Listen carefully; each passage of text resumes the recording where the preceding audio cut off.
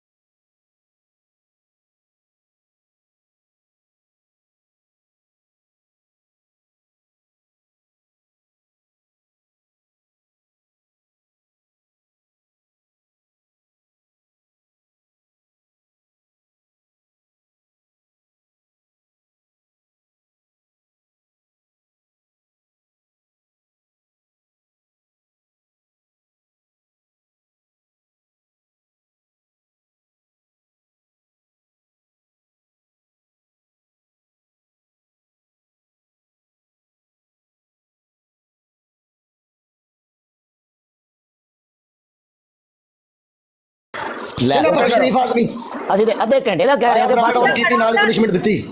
खड़ा अपना दिल से लिखी साहब करो तो बना रहे हैं। आ जाओ ਵੈਲਕਮ ਹੋ ਗਿਆ। Wow double tap very nice. तो ब्रॉड जरा शेयर करके दोस्तों।